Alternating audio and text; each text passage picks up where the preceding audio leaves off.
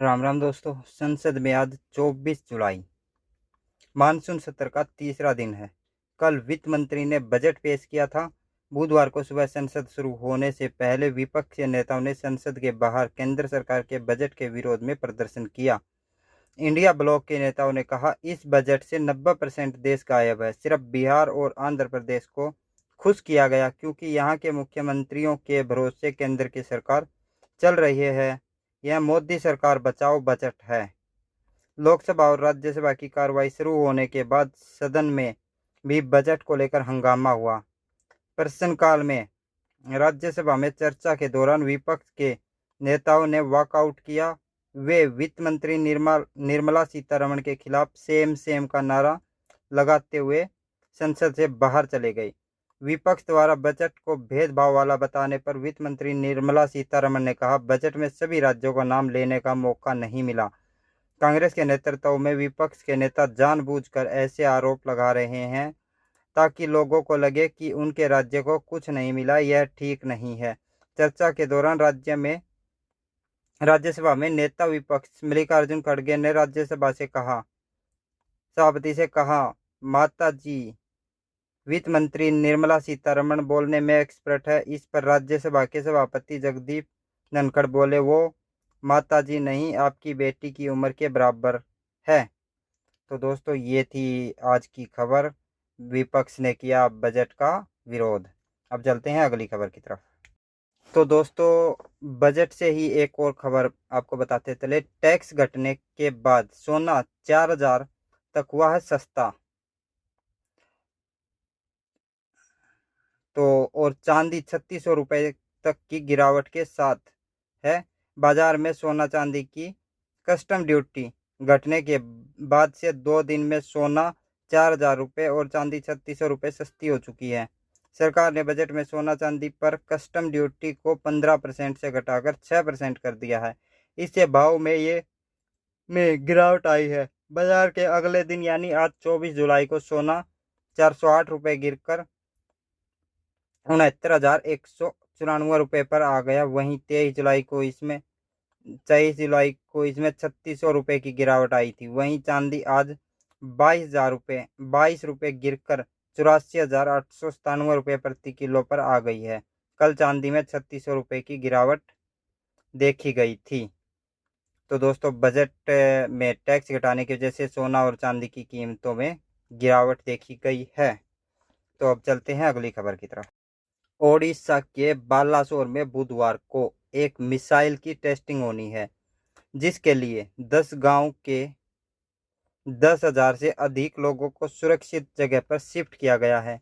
Missile की testing Balasore के चांदीपुर के इंटीग्रेटिव टेस्टिंग रेंज ITR के लॉन्च पैड 3 से होगी। इसके अलावा मिसाइल से जुड़ी कोई भी जानकारी डिफेंस रिसर्च डेवलपमेंट ऑर्गेनाइजेशन ने फिलहाल शेयर नहीं की है। हालांकि रक्षा मंत्री के सूत्रों ने कहा है कि मिसाइल टेस्टिंग से पहले अलग अलग फेज में तैयार की जाती है।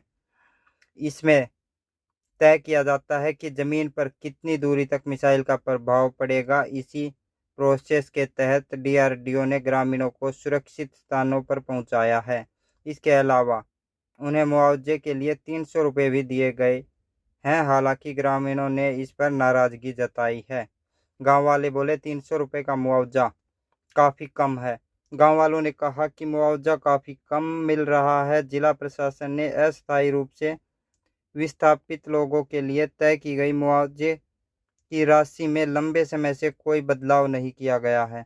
साथ ही कहा कि लॉन्चिंग रेंज में एक तालाब भी आता है, जहां काम करने वाले मछुआरों और खेतीहर मजदूरों को अभी मुआवजा नहीं दिया जाता है। ग्रामीणों ने कहा कि इस संबंध में बालासोर के SDM को ज्ञापन सौंपा गया है और हमारी मांगों को जल्द मानने की बात कही गई है। तो दोस्तों, ये थी एक और खबर जिसमें उड़ीसा में एक मिसाइल टेस्टिंग की गई है। 10 गांव खाली कराए गए हैं। तो अब चलते हैं अगली खबर की तरफ। तो दोस्तों, बिहार विधानसभा ने एंटी पेपर लीक विधेयक पास हो गया है। राज्यपाल के हस्ताक्षर के बाद यह बिल राज्य में लागू हो जाएगा। इस बिल के मुताबिक अब पेपर लीक को सीरियस क्राइम माना जाएगा। विधानसभा से कानून पास होने के बाद पेपर लीक मामले के आरोपियों पर नॉन बेलेबल धाराएं लगाई जाएंगी। नए कानून में 3 से 10 साल की सजा और 10 लाख से 1 करोड़ तक का जुर्माना लगने का प्रावधान है। ये नियम राज्य सरकार की तरफ से आयोजित होने वाली सभी परीक्षाओं में लागू होंगे। इसके अलावा जो भी संस्था पेपर लीक में शामिल होगी उसे 4 साल के लिए ब्लैकलिस्ट किया जाएगा। विपक्ष के हंगामे को देखते हुए सदन गुरुवार 11 बजे तक के लिए स्थगित कर दिया गया है। इस बिल को मानसून सत्र के दूसरे दिन ही पेश होना था, लेकिन विपक्ष के हंगामे के कारण सरकार इसे पेश नहीं कर पाई। सदन में एंटी पेपर लीक विधेयक पर चर्चा के दौरान विपक्ष ने वॉकआउट कर दिया था।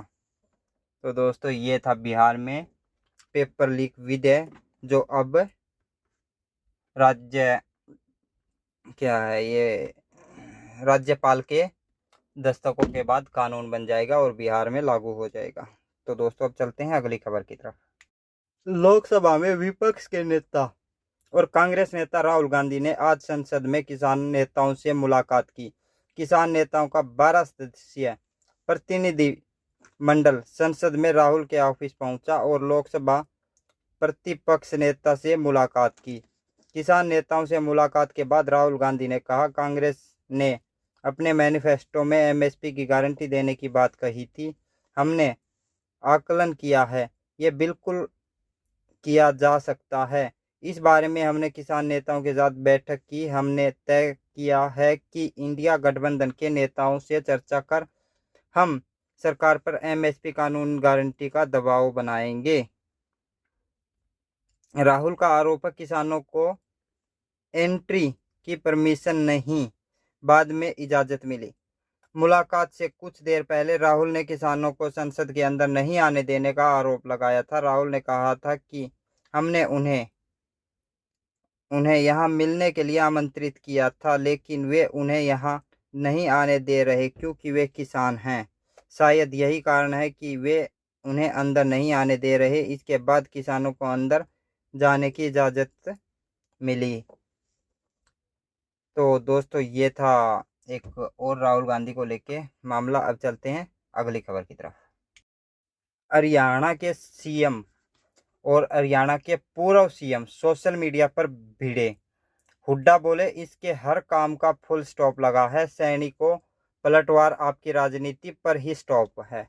मारा हरियाणा नॉन स्टॉप हरियाणा के नारे पर सीएम नायब सैनी और पूर्व मुख्यमंत्री भूपेंद्र सिंह हुड्डा आमने सामने आ गए। दोनों के बीच सोशल मीडिया ट्विटर पर जुबानी जंग तेज हो गई है। एक दूसरे पर कटाक्ष करते हुए पोस्ट डाली गई। पूर्व सीएम हुड्डा ने लिखा, यह हमारा हरियाणा फुल स्टॉप हरियाणा है, क्योंकि हर चीज पर फुल स्टॉप लग गया है। इस पर पलटवार करते हुए सीएम नायब सैनी ने कहा कि फुल स्टॉप लगा है तो सिर्फ आपकी राजनीति पर। दरअसल 22 जुलाई को सरकार की तरफ से मारा हरियाणा नॉन स्टॉप हरियाणा के नाम से विज्ञापन दिया गया था, जिसमें सरकार की उपलब्धियों के बारे में बताया गया है। इसी पर अब कांग्रेस ने सरकार को घेर लिया है।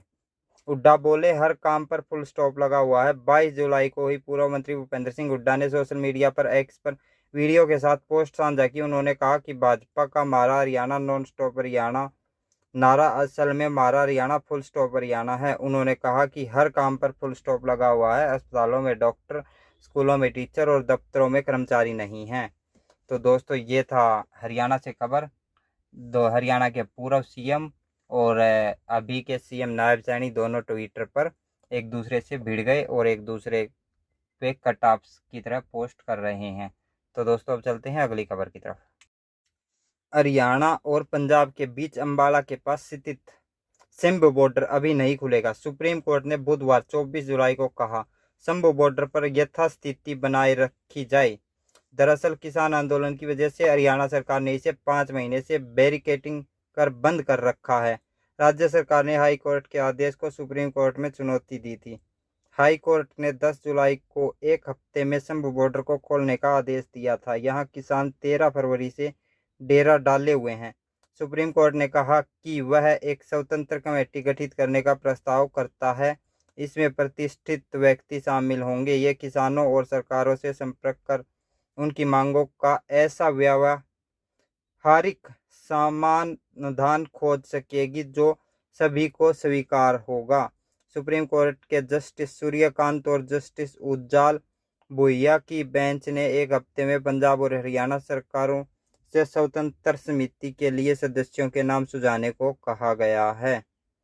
तो दोस्तों ये था मामला। अब हरियाणा पंजाब का जो वो शंभू बॉर्डर है वो नहीं खुलेगा, क्योंकि जो हाई कोर्ट का हरियाणा और पंजाब हाई कोर्ट का फैसला था उसको सुप्रीम कोर्ट में याचिका लगाई गई थी और सुप्रीम कोर्ट ने नया फैसला सुनाया जिसमें एक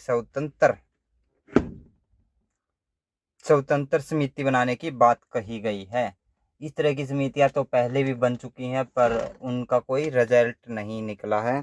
तो दोस्तों ये थी आज की वीडियो। आप लोगों को कैसी लगी? अगर वीडियो अच्छी लगी हो तो वीडियो को लाइक करो, शेयर करो, चैनल को सब्सक्राइब करो। मिलते हैं नेक्स्ट वीडियो में, तब तक के लिए जय हिंद, वंदे मातरम, भारत माता की जय। जय श्री राम, हर हर महादेव।